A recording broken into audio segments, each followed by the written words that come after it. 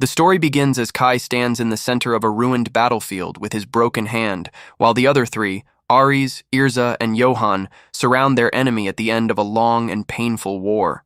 Kai's eyes blur, and his thoughts drift to a memory of Colette standing with a bouquet of flowers, her quiet smile staying in his mind and giving him the strength to act. He casts Bloody Vine, a magic that rises from the ground and holds the demon lord in place while the others get ready. But before the fight ends, Kai feels a sharp pain in his back as Ares, his brother, stabs him and stands behind him with a smile, calling himself the hero. Kai falls forward, confused and breathless, and as his blood touches the ground, Ares stands with pride and claims the victory as his. Johann steps in and says that someone with powers like the Black Mage should not stand among chosen warriors. Ezra presses his head into the ground and calls him unworthy. Kai's thoughts return to the day they turned 15 and received their classes, his being the Black Mage, feared and looked down upon. Ezra says someone like him should never have stood beside her, and Ares strikes him again, saying that Colette now belongs to him. The moment shifts as Kai remembers how Colette's father breaks their engagement, saying that a saint cannot marry someone with a cursed class. But before ending it completely, her father allows her to meet Kai one last time. At that meeting, she cries as she hands him her bracelet and says goodbye, quietly promising they will meet again. After that, she is taken to the palace where she is tasked with creating protective barriers for the holy city. At the same time, Kai's own father, the head of the Austen family, tells him that if he joins the battle against the Demon Lord and helps win the war, only then will he allow a reunion with Colette. Kai trains in. Silence pushes his class to the limit and reaches level 999, mastering everything the Black Mage can offer. But after all that, he still finds himself betrayed in the final moment. Ari says the Demon Lord rises because of Kai's power and blames him for all the destruction. Kai lies helpless as Ares tells him to disappear and stop crying, saying that Colette will be cared for now. In that moment, Kai wishes he had never fought and had simply left with Colette to live a quiet life away from war. As his vision fades, the last thing he sees is the sky turning gold while two birds sing in the distance. Then, his eyes open. Colette stands before him, calm, her bracelet still on her wrist. Kai touches his chest and feels no wounds, only confusion. She tilts her head and watches him as the morning light fills the room, and nothing makes sense. Kai stares at Colette, unsure if this is a dream or something real. She stands in front of him, smiling softly, looking just like the girl he once knew, young, untouched by time. Her voice is calm as she asks if he is still half asleep, then reminds him that today is the class awakening ceremony. Confused, Kai rubs his eyes again and again, trying to make sense of what is happening. But when he looks down, he notices something even stranger. His body feels young. He calls out to his status window, and it appears without delay. The name still says Kai Austen. His class is Black Mage. His level is 999. At the bottom it shows something new. Status blocked. Entered second time. A heavy truth sinks into him. This is not a dream. Somehow he has returned to the past. No known magic should be able to twist time like this. Not even the Demon Lord could manage such a thing. Then his eyes fall on something that steals his breath. The bracelet. The very same one Colette gave him years ago, before they were torn apart by the world. The one he thought he had lost forever is now back on his wrist. His heart shakes as the memory floods in. Her tears. Her voice begging him not to die. Her hand gripping his tightly. Colette, who once became a saint, had always carried the gift of foresight. She must have seen the end. She must be the reason he is here again. Kai realizes this is his second chance, a gift from her. And this time, he swears, he will not lose her. He looks at her with sudden emotion, and though she seems surprised, there is no anger in her eyes.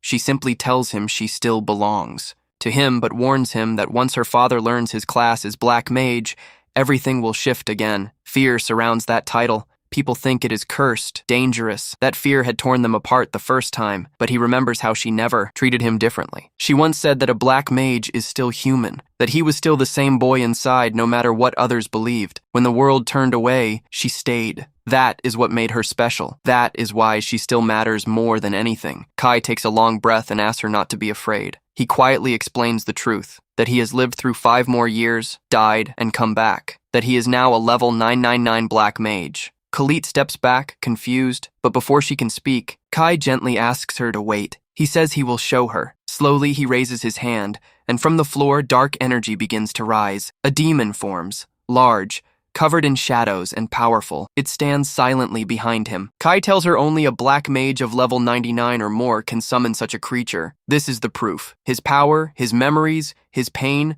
they are all real. He tells her that this time, their dream of being together will come true. He will not let her go again, but there is no time to waste. Today is when everything starts to fall apart. Today is when the world first rejected him. He looks into her eyes and waits, steady and calm, ready for her to speak, ready to follow her lead. The story continues as Colette sees the demon standing tall behind Kai. Fear flashes across her face, and she instinctively steps back. The dark energy surrounding the creature is overwhelming. Kai quickly notices her reaction and asks her to wait. He apologizes softly for scaring her, but tells her this is the only way to prove that he really is a level 999 black mage. Then he adds something more. If she had truly doubted him, she would not have looked so scared in the first place. His words make her pause. She looks surprised, unsure of what to say. Kai gently calls her name and she finally speaks. She says it is incredible. She had only heard of things like this before, and even then, only knights were believed to face such beings. But what Kai just did, summoning a demon like that, goes far beyond those stories. Khalid explains that black mages are different. They cannot learn fixed skills like other classes. Instead, they have the power to master all kinds of magic. Kai nods and adds that they can also use some of the most powerful spells. She smiles, pleased by his confidence, then playfully tells him he should start calling her by her name Khalid from now on. But then, her tone becomes serious. She tells him to listen carefully. Today he will receive his second class, but there is more. Ares will also be given the Brave class. Another Brave will be born in the Austin family. Kai knows what this means. If Ares becomes brave again, the same tragic path might begin once more. Just then, Ares walks in casually. He calls Kai brother with a grin and jokes about the strange feeling in the air, asking if a demon is nearby. Then he says it is odd to hear Kai talk like that as if hiding something. His smile fades as he accuses Kai of speaking behind people's backs, but Khalid quickly steps in. She defends Kai, her eyes sad, saying that he was not talking behind anyone's back. Then she turns to Kai and softly suggests that maybe they should leave. Maybe it is better not to deal with people like this anymore. Kai, calm but tense, asks, what if he says he does not want to go? Khalid sees his hands shaking slightly. She does not pressure him. She just stands beside him, quiet and steady. But before either of them can say more, a knight enters the room. He informs Ares that the Lord is calling for him. Ares nods and leaves without another word. Kai and Khalid watch him walk away. Then, without speaking, both decide to leave the place together. As they walk through the city, Kai looks around. The streets and buildings feel familiar yet far away, filling him with quiet sadness. Khalid walks beside him and agrees that it really has been a while. He is a little surprised she still calls him Kai, just like she always used to. It makes him feel like maybe nothing has changed yet. As they walk through a crowded street, a man greets Kai warmly, thanking him for defeating Gorotsuki the other day. Kai simply nods. No one knows yet that he is a black mage, and for now, he wants it that way. But in his mind, the future plays again. He remembers when the demon lord attacks, how half the city will fall, the barrier will break. To stop the destruction, the royal palace will activate a new shield, one that will cost many lives. He remembers the day he was summoned only to be exposed as a black mage and cast out from the Austin family. That day, Colette was taken away from him. Colette speaks gently, saying she does not want that to happen again. Kai turns to her and says he does not want it either. He wants to stay with her, always. She listens quietly. Then he asks if she will go with him together. Khalid looks at him and softly asks if that is a proposal. Kai smiles and says that it is. Her face lights up with joy. She says she is happy. They should be together, forever. They hold each other. For a moment, time stands still. Nothing else matters. In his first life, Kai thinks he was a fool. If he had just done this before, maybe everything could have been different. He silently thanks her. He wishes he had hugged her sooner. Later, as they plan,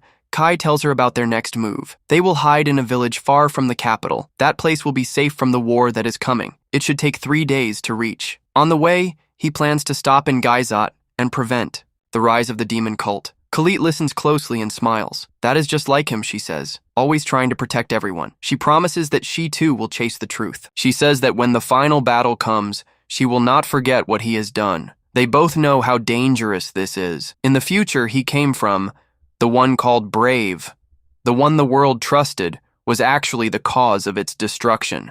But Kai still has hope. If he can save Sasha, Griselda's friend, maybe he can stop the demon lord from rising at all. And with that small hope, Kai decides it is time to begin the rebellion. A rebellion that will break the cruel future. The scene shifts. Ares walks into a dark chamber. Inside, Griselda sits in silence. She is imprisoned, but her eyes are still sharp. Ares asks if she has changed her mind about killing Kai. Griselda stands frozen, staring at Ares in disbelief. She asks if he truly expects her to kill his own twin brother. Her voice shakes as she says she doesn't take orders from someone like him. Ares narrows his eyes. His voice drops cold as he warns her that she clearly doesn't understand what happens to those who disobey. He reminds her that she's under containment, and if it weren't for that, she would have already been dealt with. Griselda doesn't back down. She demands to know what he plans to do. Ares answers without mercy. He says she's his slave now, and she must learn her place. He orders her to kill Kai immediately. As he speaks Kai's name, there's a twisted pride in his tone. He says today, the brave will be chosen, and if it ends up being that fool Kai, then both Khalit and the Uibas brave title will fall into his hands. He snarls that he cannot allow that. Both Khalit and the brave class belong to him alone. Power, the light attribute, fame, strength, he claims it all as his right. He rattles off a list of false charges, unauthorized entry, property damage, but justifies them, saying everything is allowed once he becomes the brave. Ares' voice rises. If he gains the brave title, he says,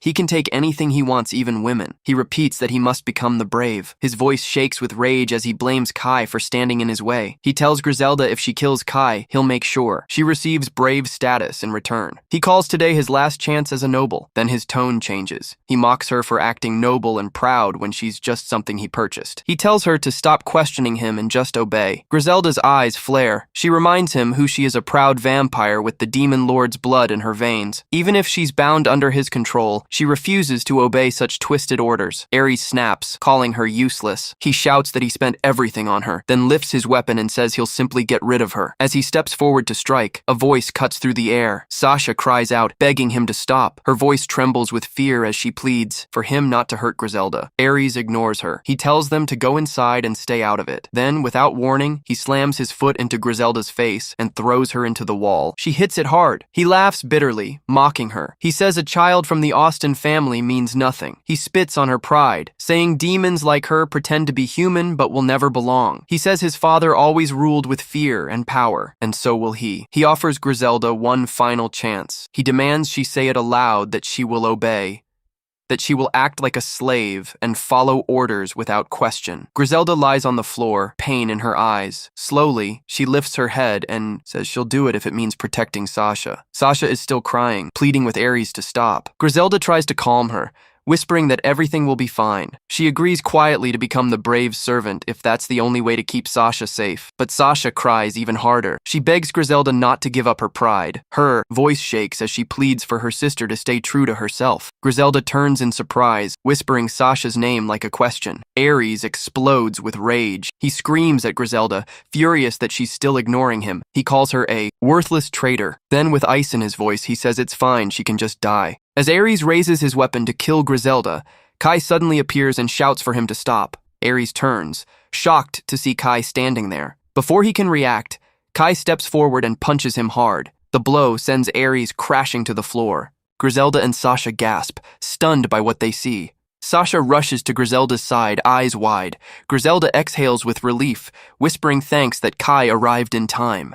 He silently prepares to use his power, an advanced form of magical control through conscious intent. Kai steps forward, raising his hand. He says, "This is black magic," his version of healing. The wounds on Griselda begin to close instantly. He tells her that he will heal her fully. He looks at her and thinks to himself that Griselda was once seen as an enemy, but the one in front of him now is not a demon lord or a threat. It's just a broken girl, a slave forced into pain by others. He casts Dark Heal. The energy surrounds her wounds, and they vanish in seconds. Even the lingering traces of sealing magic disappear without a trace. Griselda, once bound and bleeding, is now free. Both sisters, Griselda and Sasha, hug each other tightly, relieved to be safe. Griselda, still catching her breath, says that ever since their territory was stolen by the demon hunter Ezra, she believed they were finished. Kai hears this and quietly mutters to himself, asking if she could be referring to the red magic swordswoman. Griselda turns to him and asks if he knows her. Kai answers that he knows her very well. He explains that Ezra once led a campaign with thousands of adventurers to destroy demon territory. Her goal was never justice. According to her, money was everything. She made a great fortune by kidnapping demons and selling them. Despite this cruelty, she was supported by many humans. With her same power and ability, Ezra had joined the Brave Party at just 17 years old. Remembering that, Kai clenches his fist. Being her former comrade still makes him feel sick. He feels like throwing something just thinking about it. Griselda turns to him and thanks him sincerely. She says he is their savior and that she is deeply grateful. She asks for his name. He replies that he is Kai. She pauses, then realizes he is Ares' brother. Another demon, possibly Sasha, looks at Kai with confusion and asks if he isn't the brave. She then questions why someone like him would save demons. Kai calmly responds that he has no place in human society anymore. They notice the dark aura forming around his hands. Griselda identifies it as Dark Heal. They realize he's using advanced magic. They are shocked to see that he can cast high-level spells, 12 at the same time. That level of magic shouldn't be possible at his age. Kai admits they are right. It's unusual. One of them says they're not fully convinced, but they can sense it's true. Still, Kai wonders why they have such power and why they are here. Griselda simply says that it doesn't matter. What matters is that they can trust him. Then Griselda adds something else. Ares had planned to kill Kai just to get the brave class. Kai's expression darkens. He quietly asks what she means. She tells him again that Ares wanted to kill him. If Kai hadn't come when he did, she says she would have lost something important. Kai is shocked. Once again, Ares had planned to murder him. He lowers his head, lost in thought. He remembers that after this moment in the previous timeline, Griselda fell into despair. That pain turned into hatred, and she waged war against humanity, causing the deaths of many. Kai realizes everything started with Ares. All of it is his fault. He clenches his fists, thinking darkly. Ares, wouldn't it be better to kill him now? Voices from his past echo in his head. Ares had once spat out cruel words, calling him a useless black mage, a disgrace and a failure as an older brother. Ares declared that he would take Khalit and everything Kai had left. He knows if he kills Ares now, everything might end here. But he also knows what it would cost. Khalit because she still believes in Ares. If Kai kills him now, he will hurt her deeply. He thinks his thoughts are no better than stepping on a lizard. Kai is deep in thought when suddenly, a small lizard crawls out of his hand and slips into Ares' mouth. Griselda and Sasha both freeze, shocked. The lizard disappears inside as Ares flinches. Griselda stares and realizes what just happened. She says it's a living curse just as expected. Sasha asks what kind of curse it is. Kai explains that it will stay inside him like a living hell. Ares lies unconscious. Griselda steps closer, examining him. She notes how strange it is. Even demons who master dark magic rarely reach this level. She says it's getting more suspicious. Kai looks at both of the sisters and points out that his clothes are a mess. He suggests doing something about it. Both sisters look at him, shocked. He calmly casts dark magic, Wallach clothes. Flames rise, and from the fire, new clothes form and wrap around both the sisters, changing their appearance. Kai steps back and says, it's better if he doesn't do it here. He turns his face away to give space. Griselda smiles and says her sister looks good, even wearing simple clothes. She thanks him for the trust. He smiles and thanks her back. She then asks for a moment. There's something she needs to understand. She asks if he really came from 5 years in the future. Kai nods and say that in that future, he was killed by Ares and betrayed by the Brave Party. That's why he no longer trusts the Brave, or the system, or even the humans who command them. Griselda listens carefully. She says if what he says is true, then his information explains a lot. She adds that if he were lying, he would have come up with a better story. Griselda says that above all, Kai is their savior, but she asks what he plans to do from now on. Kai replies that he is going to destroy Ezra. Griselda stares at him in disbelief and asks if he's serious. Kai confirms it and says Ezra has turned their people into slaves and is stealing valuable resources from their territory. Even now, his people are suffering. Griselda steps forward with hope in her eyes. Kai places a hand on his chest and promises that he will get it all back. Griselda begins to cry. She says she can't believe it and is so glad. With this, she can finally face her late father with pride. Kai asks if she and Khalit can live in Griselda's land. She says yes, Khalit is his fiancé, and their engagement stands. Griselda finally understands. She says this is what he meant when he asked her to cooperate. If that's the case, she says, there is no problem. Kai adds that Khalit is going to receive the same class today. But Griselda warns him if he takes Khalid away, the Holy Kingdom will send knights after him. She has seen it in the future. Even if the kingdom moves, Kai stays calm. Without fear, Kai takes the hands of both sisters. Fire rises around them. In a flash, the three begin to disappear together, vanishing into the flame. They arrive in a flash. Griselda looks up and says it's time. Kai steps ahead, telling them to stay behind him. Griselda watches him move. She wonders if he was always this fast. Laughter rings out. Ares appears, smiling. He looks at Kai and asks how his brother is doing. Kai shouts in anger and casts a spell. A dark magic circle forms, tilting. The ground breaks apart as the spell activates. A burst of fire shoots up, and Ares stumbles back. From within the flames, Kai steps forward. He says there's no doubt. This is the Demon Lord's favorite spell. Tilting boosts the user's power based on dark magic. It's the perfect weapon for a level 999 Black Mage. Ares stands in shock, stares at Kai, and wonders if this could really be Black Mage magic. He mutters that it's a tragedy that Kai, the former Brave candidate, ended up with the worst class, Black Mage, while he himself received Brave. He activates Heraldry and the Brave skill reviving life. His wounds heal completely. As expected, Ares has received the Brave class. He laughs and says his time has finally come. He declares he will defeat Kai. Both sisters are shocked. The energy crashes like thunder. This is the Brave's power. Ares grins, saying he will return the favor. He laughs again, saying he never thought the day would come when he would stand here, holding the symbol of the Brave. He shouts to the world that he is the righteous, the sword of the Brave. It is the proof that he has reached the top. Griselda and Sasha both stare in shock. The sacred sword in Ares' hand, Burundal, gives off a terrifying amount of magic. Sasha whispers that it's frightening, even for someone like Kai. But Kai knows this sword well. Burundal is the holy sword that killed him in his first life. Ares laughs and mocks him, calling him a demon brother. He points the sword at Kai and says to cry and apologize. Ares says he is the Brave now. He asks if Kai can't see the difference between them. Black Mage and Brave, he claims there's no comparison. The sacred sword stands for absolute justice, and magic like Kai's should not exist beside it. Kai stays calm and says he's heard enough. He tells Ares to come at him. As a mere Black Mage, he'll show what real strength looks like. He says he'll break the sacred sword Ares is so proud of. If the Brave loses to a Black Mage, Ares won't be able to show his face again. Ares smirks and says if Kai wants to die so badly, he'll grant his wish. He powers up his magic. But even as he roars, Kai doesn't flinch. His quiet presence pushes back against Ares' noise. He might be the Brave, but Kai sees through it now. Ares is nothing more than a name.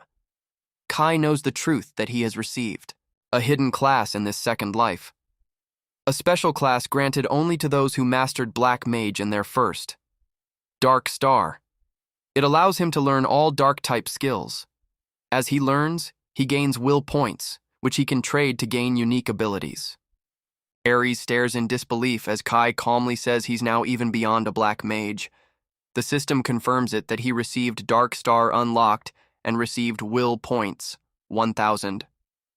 Ares shouts that Kai has helped demons and become a disgrace to the Brave name. Kai doesn't flinch. He says he understands now that maybe he really is evil by their standards. But that's fine. He opens his system menu and checks the available skills. A list appears. Summon Demon costs 4,000 will points, Deathbringer 500, Darkness Zone 300, Dark Meteor 900, Wave of Darkness 100, Bloodbind 100, and Life Absorb 200. At the bottom, a special skill catches his eye, Summon Demon Sword. It requires EP, not will points. The system displays a warning, do not look away. Before Kai can act, Ares charges with his sword. He rushes in, aiming to strike. But Kai sidesteps calmly.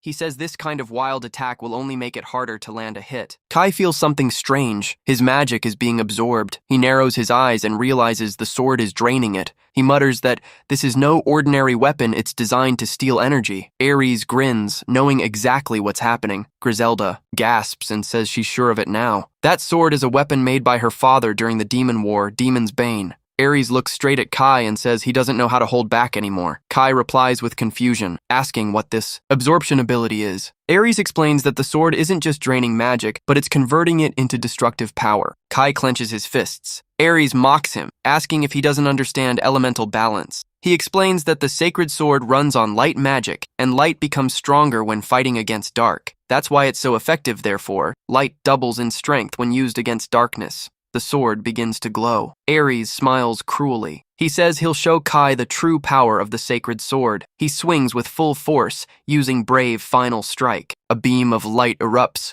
Ares declares that this is true bravery. Both sisters watch in shock as the ground shakes. Ares yells that everything belongs to him because of his status, honor, even Khalit. He says Kai should have run away when he had the chance. He shouts that he has waited for this moment. Normally, a demon's weapon can't scratch a sacred sword, but Final Strike drains its energy temporarily. Kai counters with his own magic. The sacred sword clashes with Kai's dark power and shatters. The blade breaks in two, and Ares is thrown to the ground with force. Kai breathes heavily and stares at the fragments. He understands now why it's called the strongest sword. The magic it consumed was enormous. He estimates he can only use this level of power for 15 minutes. If he had tried it when he was level 1, it would have killed him. The system announces, "Congratulations, Kai has destroyed the sacred sword and defeated the brave. A live achievement has been gained." Kai opens his hand, claiming the prize. Ares lies on the ground, unconscious and barely breathing. Kai steps closer and says he won't be waking up anytime soon.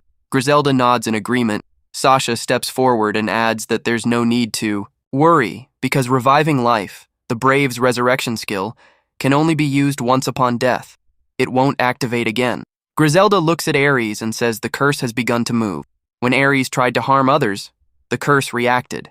The heraldry of light is the proof of the brave has shifted. Now it merges with darkness. The very symbol that once called for honor and glory is changing into something opposite. From this moment on, Ares will be known not as a hero, but as a cursed brave. His fall will damage the Austen family's reputation forever. Griselda's eyes narrow. This is her revenge against Ares and their father, who took everything from her. She points to the broken sacred sword. This curse, tied to the heraldry, has destroyed the identity of the brave. Ares' legacy is ruined. For a hero, this fate is no different than death. There's no doubt that Kai is the savior of the demon race. Griselda looks at him and admits she was wrong. She once feared the demon lord would bring ruin, but now she sees the truth. Kai is not a destroyer. He is the one who will lead them, and is the true demon lord. The scene shifts to a grassy field. Khalit sits by a stream, staring at the sky. She wonders what Kai is doing and hopes he is safe. Later, she holds Archie in her lap. He is in a small, quiet form. She gently strokes him and says, "Nothing matters, if Kai is not hurt." She smiles a little, saying his wing sounds are cute. Then Archie lifts his head. His voice turns serious. He warns her to hide. If the Holy Knights find out Colette-sama is gone, they will come for her with swords drawn. Colette nods. She wipes her eyes and looks at the sky again. A tear falls as she whispers for Kai to come back soon. The scene shifts to the battlefield where Griselda kneels before Kai. She calls him Demon Lord Sama. Kai looks shocked and asks if she really means that. Griselda nods. Kai tells her to calm down. It does not mean he is the Demon Lord, just because he used the demon sword. But Griselda firmly replies that Summon Demon Sword is a magic only a true demon lord can use. It is not a normal spell. She adds that only someone with the demon lord class can destroy the sacred sword and defeat the brave. Sasha adds that those feats are impossible for anyone else. She looks up at Kai and says with certainty that he now holds the right to be called the strongest demon lord in history. Kai frowns, thinking this is a problem. Everyone truly believes he is the demon lord. But maybe it is easier this way. Being accepted by demons might be more convenient. Griselda steps forward and says, if he is the demon lord, then the next step is to sign the demon subordination contract. Kai is surprised. Griselda explains that the contract is a special skill only the demon lord can use. Those who sign it are given powerful classes by the demon lord and, in return, give full loyalty. Kai opens his system and checks the menu. New skills are listed, and the system confirms he met the requirement during the last battle. He sees the contract option and reads the available classes. Demon Captain with high attack power, Demon General, with control skills, and Four-Fanged King as a top commander. Now he understands why the demon army's leaders were always so strong. It is because they were all bound by this contract. The system displays a message. signing the demon's subordination. Contract creates a binding agreement between both parties. The demon lord can grant a class, but also take it away by ending the contract. Anyone who rebels will face death. Kai reads the warning and stays quiet. The idea of loyalty through force feels harsh.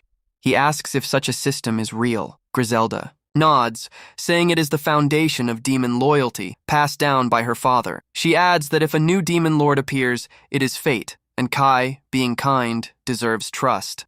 Kai sighs and says he understands. He looks at them and asks if they are ready. Both Griselda and Sasha nod.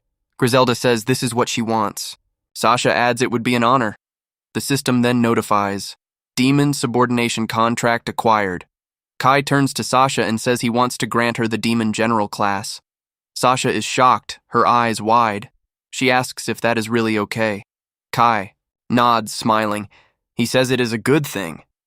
Griselda gently consoles Sasha, telling her that the demon general class is not chosen just for fighting power. It is given to those with true loyalty. She says it is the perfect class for someone like Sasha. Sasha turns to Griselda and asks how it feels. Kai looks at her and gently asks how it is. Sasha stands tall and pledges her words to Kai-sama, requesting him to bestow upon her the glorious class of Demon General and declaring her full loyalty to him. The system activates, and the power flows into her. Sasha shouts that it is overflowing. Griselda smiles and explains that this is the true demon. Subordination contract. Kai watches as Sasha accepts the class and power. She kneels, swearing loyalty. With this, she is officially a demon general. She asks for strength to protect the demons. Her voice is steady. She says the title is glorious, and she will carry it with honor, forever loyal to Kai. Kai looks at Griselda and thinks, even if left alone, she is strong enough to become a demon lord herself. He can trust her with great responsibility. Griselda says she never imagined the day would come when she would make a subordination contract with the demon lord, but she welcomes it. Kai smiles and offers her the 4 Heavenly Kings class. Griselda accepts. Flames swirl around her as a powerful force awakens inside. She declares she has become one of Kai-sama's honorable 4 Heavenly Kings. Kai nods, saying it is just as expected from Demon Griselda. Sasha steps forward and congratulates her.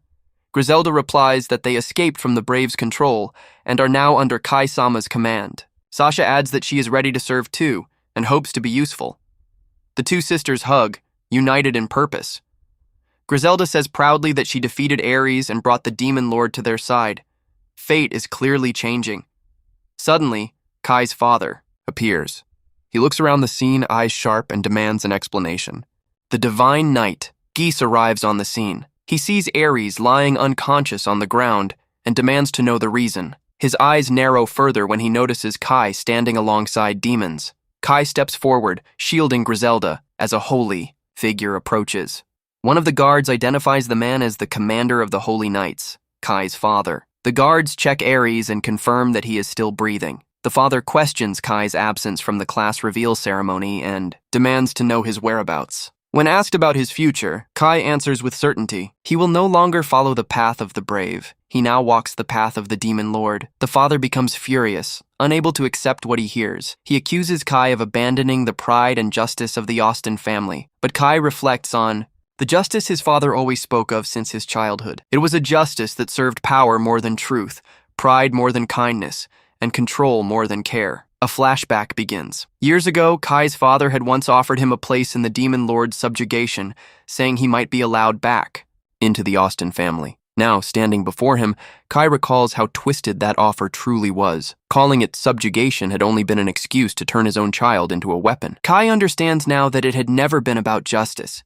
It had been ego, and if that was justice, he fully accepts being called evil. The father glares and accuses Kai's dark class of corrupting him. He warns that things will not go the way they did before. Kai remains calm and declares that both his father and the Austin family are useless to him now. At that moment, Divine Commander Geese reports a serious problem. Fire begins to rise from the Austin mansion. Flames spread quickly across the area. The stables are already burning. Guards panic and scatter. The father demands an explanation and accuses Kai of orchestrating the fire. Kai replies that he only made the fight appear flashy. No lives will be lost. The system displays a message. Congratulations. The player has set fire to his parents' house. It is labeled a wonderful evil deed. A reward is granted. Kai checks the reward and receives a new passive skill titled Attribute Enhancement. With every level up, his dark attribute power will increase by 1%. This unexpected bonus brings a quiet smile to his face. He looks back at his father. For him, this is justice. The father, enraged, commands all troops to eliminate Kai, declaring that Kai is no longer his son. But before any of the soldiers can move, a single blast of dark magic strikes the ground. The troops freeze. The father attempts to speak again, but Kai steps forward without hesitation. He has known all along that things would end this way. With a single blow, he shatters his father's arm. The sword drops from his father's hand and hits the ground. One of the knights gasps, recognizing the strike, and turns to Commander Geese with a question about demon sword magic. The commander, still stunned, observes that Kai has abandoned his humanity. The father clenches his teeth and orders a healing spell for his arm, but nothing happens. He looks down and realizes that the wound is not healing. Kai then explains, the strike was done using Eternal Blood, a high-tier black magic skill that only a level 850 black mage can learn. It disables all forms of recovery. Kai cast it the moment the blow landed. The bleeding has stopped, but the damage is permanent. He calls it his final act of filial piety. The father, still in disbelief, demands to know how Kai is capable of using such high-level magic, despite having only recently received the class. He stares at his damaged arm, now understanding the truth. Any warrior who loses their dominant arm is no longer of use in battle. Kai reminds him that in his previous life, the father gave the order for his execution, and that order was carried out. Now the past has returned to this moment. Kai briefly closes his eyes and remembers the pain. The father stumbles backward, speechless and defeated. The system flashes another message. Congratulations. The player has left his father beyond recovery. 500 evil points are awarded. Geese stands motionless as the once powerful leader of the Austen family falls to his knees, broken and helpless. Kai's father sits weakly on the ground, clutching his shattered arm. Ares lies nearby, barely breathing, unable to move. The father, eyes wide with shock, looks toward Ares and mutters to himself, if Kai is not the brave, then surely Ares must be the one chosen. He clings to the prophecy of Saint Johann, insisting it must be true. He demands recovery magic be cast on Ares. He still believes that together with the brave, they can crush the evil black mage. One of the knights stares in confusion. He points out the strange symbol on Ares' body. It is the darkness heraldry. Ares seems to have received a black magic class. The knight refuses to believe it, stating that Saint Johann's prophecy cannot be wrong. Kai steps forward and explains that Ares did receive the brave class just now, but it was corrupted. Due to Kai's curse, the light heraldry was disguised as the darkness heraldry. He says he knows Ares' power well, because in his past life, he was part of the Brave Party. Johann's unique skill had allowed Ares to see fragments of the future up to 7 days in advance. That memory and that knowledge flash through Kai's mind. He knows he must get rid of Johann before it is too late. Kai turns to his father. All the years of effort, and in the end, his father gave birth to a cursed class.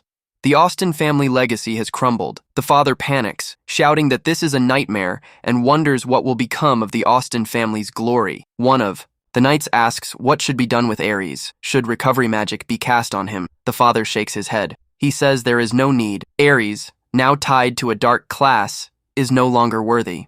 The Austen family has no place for someone like that. He gives a final order and tells them to take care of it. Kai looks down at them and calmly states that this is the end. The brave they were hoping for is lying broken, while the one they feared stands before them. His goal is complete. His business here is done. He turns to leave. The father calls out, questioning if Kai is really going to walk away with demons. Kai answers without hesitation. He confirms that he will. These demons have shown more kindness and heart than any of the humans who cast him aside. A painful memory flashes through Kai's mind. He remembers people calling him a low-class failure. Johann, Ares, and even strangers had once mocked him, treating him as worthless. He remembers it all, but now things are different. He looks ahead and tells himself that Khalid is the only human he can truly trust. He walks toward Griselda and Sasha and informs them it is time to go. Sasha, looking at him with quiet strength, says that after seeing the cruelty of humans, she now believes demons have the bigger heart. Griselda agrees. They both say the light shining from the demons is brighter than anything they have known. As they walk,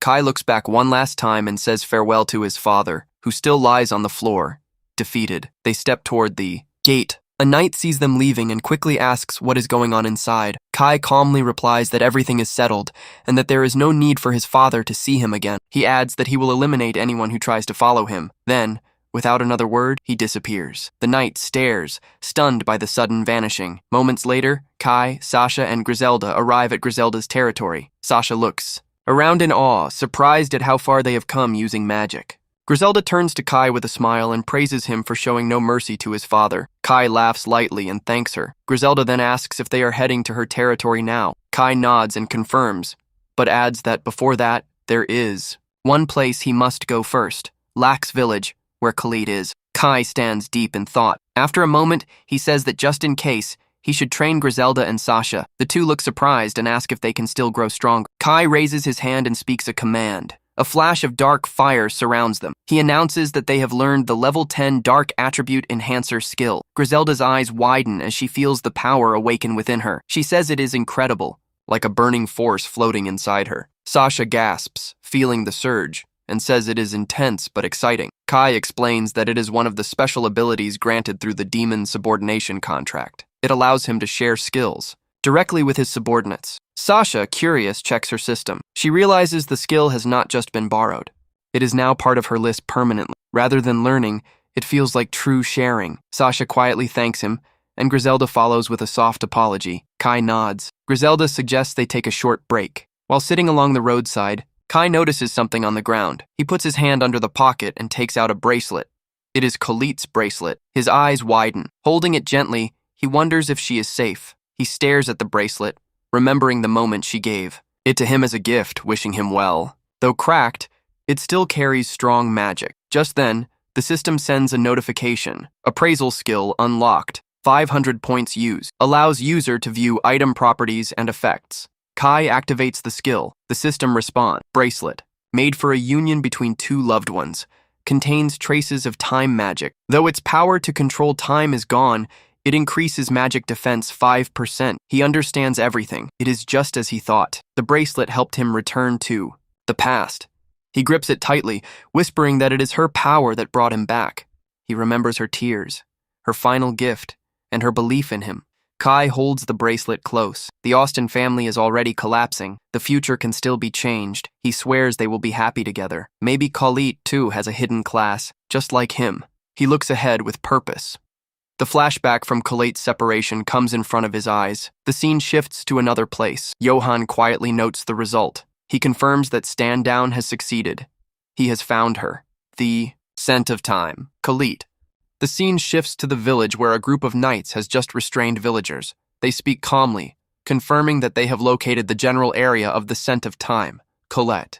Further interrogation is deemed unnecessary. Before returning, the knights are instructed to use forgetting magic on all townspeople. One town man hesitates, questioning the use of the spell and warning that it may drive people mad.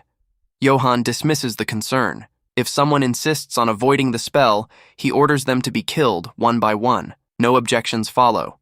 Elsewhere, Khalid is running, chased by knights. She is confused and frightened. Archie senses danger and regrets not noticing sooner. A knight predicts that by capturing her, they will save the holy capital. He declares that he does not care about demons or the Demon King. Only power matters. What makes power possible is time, and Khalid's presence cannot be overlooked. Khalid freezes when she sees them. The aura surrounding them turns cold. One knight notes the sky is raining. Another says it is nightfall and suspects the time. Saint has sensed something using her mysterious gift. Johan, however, doubts it. Khalid cries, saying she cannot escape. Archie watches, tense. The knights approach. Khalid, holding back fear, says everything can be resolved if they just talk. Johan steps forward and bows, addressing her with respect. She recognizes him and confirms her identity, revealing the black mark on her hand. Johan smiles, confirming her as the Time Saint. When Colette asks about the purpose behind the elaborate welcome, he explains that prophecy has revealed the birth of the Demon King. Her power is needed to protect the holy capital using a great barrier. Colette responds with calm disbelief. She believes the Demon King's birth has already been stopped by the true hero, Kai. She reminds him that the prophecy claimed the Demon King would be born today and half the population would die, but none of that has happened. She says it must be because of Kai. Johan is stunned and asks how she knows the prophecy. Khalid says she heard it from Kai himself. He came from 5 years in the future and saved many lives today. She says clearly that Kai is the true hero. Johan steps back, shaken. He mutters to himself, unsure of what is happening. Then, his voice drops to a quiet realization. He laughs bitterly and admits it. He now sees a living witness from the second loop. Johan laughs and calmly states that the Kai Colette has been speaking of is the son of the Austin family. Colette confirms it. Johan's smile fades slightly. He calls it unfortunate that someone born into a noble house would use the terrifying power of the abyss to nearly kill his own brother, rebel against the family, and even set the Austin mansion on fire. Colette reacts with shock, repeating the words to herself. Johan continues without emotion, stating that there is nothing wrong with his prophecy. Kai Austin is clearly the evil demon king, and Colette is siding with him. Her composure begins to shake. Johan slowly raises a finger and points it toward her. He says capturing the Time Saint cannot be avoided. He declares that Kai Austin of the second loop is a major threat, but because of his connection to Colette, using her as a hostage might stop him from acting. Johan also believes this may help extract key information from him. Colette yells for him to stop, but Johan is sure. Now. To him, the Time Saint is the key to unlocking the second loop. In his mind, the day he rules the world is now within reach. The Demon Lord appears. A monstrous demon rushes in and attacks the knights trying to capture Colette. One knight calls out to Johan, but fear silences them. Colette watches. She had hoped to solve this through words, but now she sees Kai was right. Peace is no longer possible. Johan stumbles back, shouting as he recognizes the archdemon. His calm breaks. Colette steps forward and calls him the source of holy corruption, demanding repentance. Johan falls to his knees, laughing weakly, begging for mercy. The Demon Lord walks toward him. His voice is low. He agrees with Colette's words. He mocks Johan for trying to escape with lies and prepares to deliver judgment. The Demon Lord steps forward and tells everyone to wait. Johan quickly says the Pope forced him and that he did not want to do this. He adds that if the Demon King is not born, there is no reason to chase the Time Saint. Colette asks if it is true. Johan swears it is. She nods and tells everyone to drop their weapons. The knights and Johan agree. Johan then asks to heal the injured knights. Colette offers, but he refuses, and says it is their fault. She understands. Johan heals them himself and tells the knights to enjoy the magic. Then he starts laughing and calls Colette a sweet woman. One knight who takes his potion suddenly falls. Colette is shocked. The Demon Lord demands to know what is going on. The fallen knight grows into a giant. Johan says it is a level booster. He also transforms, reaching level 800. His hands stretch and his nails turn into blades. He says he is strong enough to fight a demon. Then he turns to Colette and says she is unguarded. He casts a spell, Holy Arrow. Colette stands frozen as the magic flies toward her. Johan casts the sacred arrow at Colette. He smiles as the light shoots forward. A demon rushes in front of her, takes the hit, and falls hard to the ground. Colette sees the magic and realizes it is an arc-level spell. Her eyes widen in shock. She cannot believe what just happened. The demon cries out in pain, and the nearby guards lower their heads in silence. Johan laughs, mocking the demon for becoming a loyal servant. He says it is pathetic for a high-level demon to act like a dog. Then he turns to the holy knight beside him and gives a quiet signal. The knight nods and faces Colette. He says they are doing what is right. The rest of the knights move with him, closing in on her. Johan speaks again, explaining that light is stronger than darkness. He says using the element of light is smart, not cowardly. Then he points at Colette and says she has no right to be called a saint. He lifts his chin and claims he is the true symbol of justice, chosen for a holy mission. The demon on the ground opens its eyes. Hurt and weak, it still manages to speak. It tells Colette to run. She turns to escape, but the giant knight steps in front of her. He blocks her path and raises his weapon. He looks at the fallen demon with anger, ready to strike. As the giant knight lifts his weapon, his body begins to shake. Blood bursts from his mouth, ears, and skin. He drops to his knees, overwhelmed by pain. Words pour out of him repeatedly. It hurts. It hurts. Desperate, he calls for Johan, pleading for help, but Johan steps back in disgust, refusing to move. He glares at the knight with cold eyes and spits out a bitter insult. Colette rushes forward and kneels beside the knight. Her hands glow as she channels healing magic. Warm light surrounds him. The knight trembles and whispers how gentle her touch feels. Regret fills his voice. Blood still seeps from his mouth as he apologizes for his actions. Johan turns away, his expression twisted. With disdain, He calls the sight beneath him unworthy of mercy. His tone sharpens. He had expected this outcome. They had modified the strengthening potion many times, but the flaw was never fixed. Khalid rises and stares at him. Her voice does not shake. She names him the real demon, not Kai. Johann grins, unfazed. The moment amuses him. To him, Khalid's choice of ally, an archdemon, proves her corruption. He labels her mind tainted, no different from the Demon King's followers. Before she can respond, Johann lifts his hand. Holy binds activates. Chains of light snap around Khalid's body and pull her to the ground. She struggles, but the magic holds tight. Johann declares her forbidden from helping the enemy. The magic seals its rule. Any attempt to break it will only cause her more pain. Khalid cries out. She knows Kai is not the enemy. Johann's laughter echoes in the air. He mocks her feelings, calling them beautiful but foolish. In his eyes, love will fade and leave only pain behind. Khalid lies on the ground, unconscious, calling Kai's name. Johann stands over her, flipping open a holy book. A knight steps forward, uneasy. He remembers how the saint showed them mercy. Johann calls him a nuisance and labels him another heretic. Khalid stirs. She says this is too cruel. She believes God is watching and that punishment will come. Johann smirks. He says the same God gave him the saint's title. He claims he is justice, and she is the one who should be judged. Khalid cries, calling Kai's name again. She did not want things to end like this. She whispers, she is sorry. Johann laughs, saying the saint will be his tool. Even the second, Demon King will not stop him now.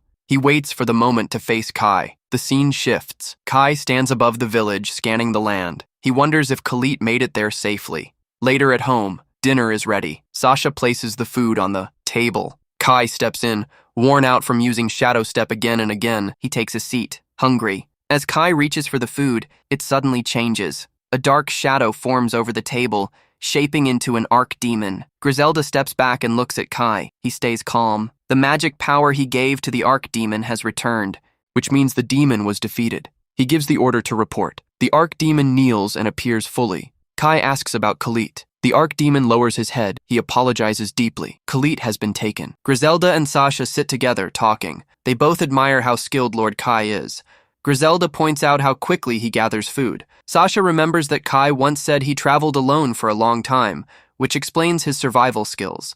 Griselda nods and adds that he even knows the habits of forest rabbits. She recalls how impressed she was when he caught one with ease. She thinks to herself how incredible he truly is. Sasha glances at Griselda and notices something in her tone. She smiles softly, sensing something unspoken. Griselda asks what it is, but Sasha just laughs and looks away. Griselda presses her to speak, but before Sasha can answer, Kai enters the room. Griselda turns to him, sensing something is wrong. She asks what happened. Kai's expression is serious. He says, Colette has been taken. Griselda looks at Kai and asks if something has happened. Kai explains that the archdemon who was guarding Colette has been defeated. Griselda is shocked. She knows that kind of demon is high-ranking and nearly impossible to take down unless faced with an entire army. The news shakes Kai. He realizes that once a summoned creature is defeated, it cannot be summoned again for 24 hours. That means Khalid is now completely alone. The archdemon bows deeply and apologizes. Kai asks what happened. The archdemon explains that it was Saint Johann who led the attack with the Holy Knights. Khalid has been taken. Griselda questions Johann's motive and wonders why he called Kai the witness of the second cycle. Kai tries to make sense of it. He remembers that Johann has a prophecy skill. That must mean Johann knew about the second cycle even during the first. Kai starts piecing it together. If Johann's plan has been running since the first cycle, then his current goal might be connected to the heavenly barrier that protects the holy capital. If Kai defeats the Holy Demon King, Khalid may be freed automatically. He questions Johann's true aim. Could Johann be trying to return to the past or something else? The archdemon adds that Johann called Kai the Demon King, and then did the unthinkable. He used holy restraint to strip Khalid of her will, turning her into a tool against Kai. Slave magic, holy restraint, binds her completely. Kai remains quiet for a moment. He tells the archdemon to rest for now. Griselda looks at him, concerned. She sees how serious he has become. Kai speaks clearly. He says he will never forgive Johann. The church will suffer a fate worse than death. He will make sure of it. Griselda suddenly throws a heavy blow toward Kai. The force nearly knocks him off balance. He stumbles and lets out a surprised sound. Confused, he looks at her and asks what she is doing. Griselda smirks and asks if it hurt. She reminds him that she is strong. Kai lets out a tired breath, realizing she is trying to break his heavy thoughts. Griselda steps closer and reminds him he is not alone. She and Sasha are with him. They are his companions now. They will rescue Khalid together. Kai remembers how, in the first cycle, they had all been enemies. The Demon King's army, Griselda, even Ares and his own family. Now, everything has changed. He places his hand on his head, quietly thanking both of them. He finally feels like he is not alone. Then, shifting focus, he explains the challenge ahead. A strong magic barrier is being prepared to cover the holy capital. This barrier blocks anyone without permission. Breaking through it by force is nearly impossible. Even Griselda, who was the strongest in the future, had failed many times. Griselda finds it hard to believe. She asks how they are supposed to deal with that. Kai says they will send an informant inside the capital. Griselda is surprised by the idea. He explains that the barrier is powered by sacred artifacts hidden within the castle. If those are destroyed from inside, the barrier will weaken. He tells her to leave it to him. Griselda wonders if anyone would be willing to cooperate. Kai admits he already has someone in mind, but he also knows that weakening the barrier is only one step. Even if they break through, the three of them alone will not be enough. Kai decides that the first step is for Griselda to reclaim her territory. Griselda hesitates and asks about Khalid. She does not like the idea of waiting, but she understands the importance of preparing. She wants to make sure they can actually save her. Kai sees her resolve and feels reassured. Her support will make a big difference. He turns his focus back to Johan. In his mind, Johan has made the biggest mistake of his life by hurting Khalid and turning her into a tool. He has created something far worse, an even more terrifying Demon King than Griselda. Kai hears movement and realizes the enemies have arrived. He clenches his teeth. A group steps out from the shadows and calls him the Demon King. They say they are the church's sword, sent to purify him. They believe he has sinned and now must die. Griselda looks at them and wonders who they are. Kai explains that they belong to the Holy Church's secret unit. These people move in the dark and remove anyone the church sees as a problem. He feels angry. He did not expect them to act so fast. Sasha quickly fires magic arrows at them. Kai is surprised by how fast she reacts. Griselda also moves and attacks from another side. Some of the purifiers fall, but many are still standing. Griselda sees how many are left and knows they are outnumbered, but she stays calm. She tells Kai not to worry. He is not alone. Sasha is with him. Griselda is here too. They will fight together. Kai casts a spell and recognizes the group in front of him. He remembers fighting them in the first cycle. They are called the Paragar, an elite force of the Holy Church. Back then, they gave him a hard time because they never held back. But this time, he is stronger than before. He calls out Black Thunder and strikes them with power. Now that he has his allies, the battle feels different. Sasha and Griselda join in, casting their own spells and attacking with strength. The church saints also fight back, but even they are surprised. They say Kai and his team are far too powerful. Griselda unleashes a fierce magic that spreads blood across the field. She asks if this is all they have got because there is much more waiting. The saints fall to the ground one by one, crying out in pain. They cannot even hold their ground. Kai warns Griselda to stay alert. He says they are like forest rabbits. Griselda does not understand, so he explains that forest rabbits, when trapped, hide in the shadows of trees. He points to the side, and she looks. She smiles when she sees it is true. Just then, a spell unravels. It seems the enemy's magic was hiding something, but now their stamina is low. Kai tells the others to prepare for an ambush. The hidden group from the church charges forward from the trees. Griselda reacts fast, casting a powerful spell that lifts them into the sky. In an instant, they fall back down hard. Griselda laughs and says it is just like Lord Kai predicted. Sasha calls her amazing, and Griselda thanks the contract that gave her the 4 Heavenly Kings class. It has made her stronger than before. The enemies now lie defeated on the ground. Kai admits that they were stronger than he expected. He had been waiting for pursuers, but did not think they would come this quickly. Sasha brings one of them, still alive, and asks what to do. Kai says this is the perfect chance. He looks at the prisoner and says he wants to form a contract. He offers him the chance to become his familiar. The captured man is shocked. He cannot believe the demon lord is asking this. Griselda steps in. She uses her vampire powers and starts turning him into an undead. The man cries out, calling it unholy.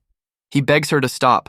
He asks for anything else but this. Kai remains calm and asks him for his name. The man replies, Mateo. Kai looks at Mateo and makes his warning clear. Betrayal means death. Mateo understands. and agrees to make the contract. Kai allows it and grants him the class of Demon Commander. As the contract forms, power rushes through Mateo's body. The strength of the new class fills him. Griselda turns to Kai, confused. She asks why he would give such power to a human and an enemy. Kai explains that Mateo is now an informant. His plan is to send him into the royal capital with a mission. Griselda, surprised, realizes this was Kai's idea all along. Kai tells Mateo exactly what to say. He must inform Johann that the Demon Lord now holds an item that is the key to the second round, and that he is heading south. Mateo listens carefully and agrees. Kai decides that he needs more informants besides Mateo. He knows that if Johann finds out where he is, more pursuers will follow. His plan is to defeat them and then use the familiar contract to infiltrate their ranks. He thinks it would be faster if Johann came in person. When the right moment comes, he plans to use the informants to break the barrier from within. Griselda is amazed by his thinking. Sasha watches him and says that his strategy is unmatched. She calls him the strongest demon lord, both wise and brave. Kai brushes off the praise, saying they are exaggerating. Just then, the system sends a message. It congratulates him for defeating the Purger and turning him into an informant. He earns EP. Kai wonders aloud if this also counts as an evil deed. Still, he thinks if everything works out, he may gain more than just informants. He might also secure useful resources for the future. Griselda stares at Kai and remembers Khalid. The image flashes in her mind. She thinks to herself that they must rescue Khalid quickly. Sasha looks ahead and calls Lord Kai. He turns and asks what happened. She points to a wounded demon walking toward them. Griselda sees him and is shocked. She runs to him and asks what happened. Seeing his condition, she tells them to treat him at once. Griselda then says the demon territory is lost. Her voice is tense. She looks at the demon and tells him to stay strong. Kai steps forward, shocked, and calls Elsa. Kai says they are nearing the former Demon King's territory and the sun is setting. He decides they will rest in the village for the night. Sasha asks if they should. Kai responds, speaking softly, that Khalid should stay safe. He will come to save her. Sasha looks ahead and tells herself that this must be resolved quickly. A wounded demon approaches and bows. He thanks Griselda and Lady Sasha for saving him when he was near death. Griselda answers firmly that she will not let even one of her people die. The demon calls her reliable. Griselda tells him to stay hidden until they reclaim the territory. The demon agrees and warns them that their land is in a terrible state under Ilza and her faction. He explains that they are ruthless and will use any means necessary. He asks them to be careful. While they rest at a small eatery, Kai sits deep in thought, thinking about the enemy demons. He tells himself that he could crush them with one hand. At a nearby table, two men talk casually. One of them says reading is easy and fun. The other mentions that Ilza is finally receiving her noble title. Kai hears the name and quietly repeats it under his breath. The first man laughs and says that now they are officially retainers to a noble, which is exciting. Kai stays calm and reminds Griselda to hold herself back. He assures her that Ilza's rule will not last long. He says they will crush her soon. Griselda agrees. Kai wants more information about Ilza's group. He hopes to learn something useful from one of their low-level members. As they continue eating, Griselda happily says omelet rice. Kai chuckles and calls her simple-minded. Sasha leans in and offers to pour for Kai. He thanks her politely. The two men from earlier glance back at them and laugh quietly, noticing Sasha's noble manner. The two men tell Sasha and Griselda that they should change into less noticeable clothes. They say they are standing out too much. Then, one of the men walks over and jokingly asks Sasha to pour for him too. Sasha refuses. Without hesitation, the man holding a wine bottle steps closer and says he is part of Ilza's vanguard. He brags, claiming it does not matter if a lowly noble is nearby. Kai watches him closely. He realizes this is the perfect chance. The man has taken the bait. As the large man keeps talking, Griselda ignores him and continues eating her omelet rice. The man grows angry, throws the table aside, and demands that she listen. Griselda looks up and calmly calls him insolent for disturbing her meal. He stares at her, notices she is a vampire, and smirks. He asks if she is a slave. Sasha quickly steps in, holds Griselda back, and keeps her from reacting. The man laughs and says Griselda looks well-trained. He adds that he wants her for himself. Kai watches quietly from the side. He stands up and decides it is time to step in. The man turns toward him, but then sees the black magic mark on Kai's hand. He narrows his eyes and calls Kai a bold brat. He recognizes him as a C-class dark mage. Another man beside him scoffs and says it is his least favorited class. He asks if he should kill Kai. Kai stays calm. He looks at them and says they can try, after paying for the omelet rice they ruined. The man is shocked by Kai's calmness and asks why he is not running after seeing his dragon knuckle. He says Kai must have guts. Without warning, he strikes Kai and throws him to the ground with a loud crack. He grins and calls Kai a weak, dark mage, thinking he is an easy target. Kai gets up without fear and says he has questions. The man refuses, saying his only business is killing Kai and taking the women. He misjudges Kai. Just as he charges forward, Kai counters with a strong punch.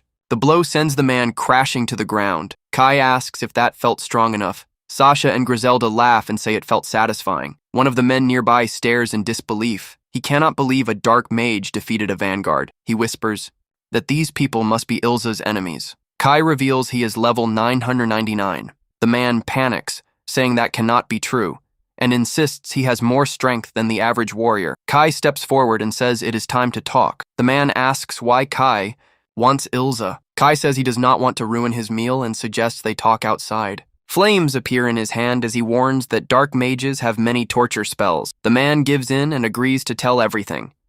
Kai listens to the information and nods. He now understands that the economy is running well because Ilza's faction is making money by using demons as slaves. He is sure both men are involved. Later, Kai returns, holding the money he received. With a light tone, he announces to the crowd that tonight is on him. The entire tavern bursts into cheers and laughter. Griselda watches and comments on how generous he is. Sasha, more cautious, wonders if the money could have been used for something better. Kai calmly replies that this is fine, if the excitement in the tavern draws attention, Ilza might become more careful. To prevent that, he plans to cast a forgetfulness spell on everyone. He knows that drunk people are more easily affected by magic. Griselda warns him that forgetfulness spells can be dangerous. Kai explains this one is a high-level spell with no risk.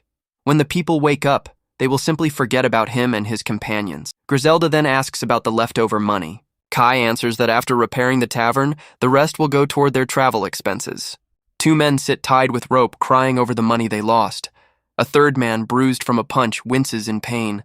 The scene shifts to a bar where Kai, Sasha, and Griselda sit at a table. Around them, people laugh and enjoy the lively atmosphere. Sasha listens to Kai's explanation and says it sounds reasonable. Griselda eats her omelet rice and agrees. She suggests they get new clothes. Kai nods. Since they are entering enemy territory, they should avoid standing out. In the crowd, a girl with glasses watches them quietly. She stays hidden, her eyes fixed on their table.